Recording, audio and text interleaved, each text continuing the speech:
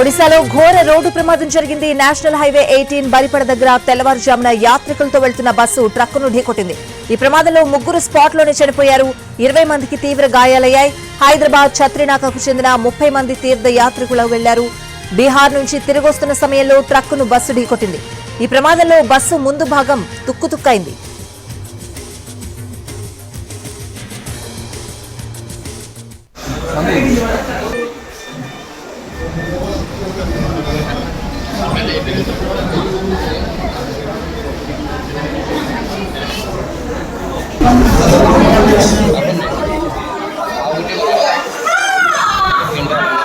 ఒడిశాలో ఘోర రోడ్డు ప్రమాదం జరిగింది. నేషనల్ హైవే 18 బరిపడ దగ్గర తెల్లవారుజామున యాత్రికులతో వెళ్తున్న బస్సు ట్రక్కును ఢీకొట్టింది. ఈ ప్రమాదంలో స్పాట్లోనే 3 చనిపోయారు. పూర్తి అప్డేట్స్ అడిగి తెలుసుకుందాం. మా crime input editor Ramesh Petla phone line లో ఉన్నారు. రమేష్, పాత బస్సు చెందిన దాదాపు 30 మంది యాత్రికులు మొత్తం దేశవ్యాప్తంగా తీర్థయాత్ర కోసం హైదరాబాద్ నుంచి బయలుదేరడం జరిగింది. హైదరాబాద్ నుంచి 2 రోజుల క్రితం బయలుదేరిన వీళ్ళు పూరి జగన్నాథ్ యాత్ర ముగించుకొని తిరిగి వెళ్తున్న సమయంలో ఏదైతే హైవే మీద నేషనల్ ఒక ట్రక్ ఢీకోవడం జరిగింది. ఆ ప్రమాదంలో 3 అక్కడికి చనిపోగా మరొక 15 మంది కూడా తీవ్ర గాయాలు. అయితే 3 చనిపోయిన వారి మృతదేహాలు ప్రస్తుతానికి హైదరాబాద్ చేరుకున్నాయి.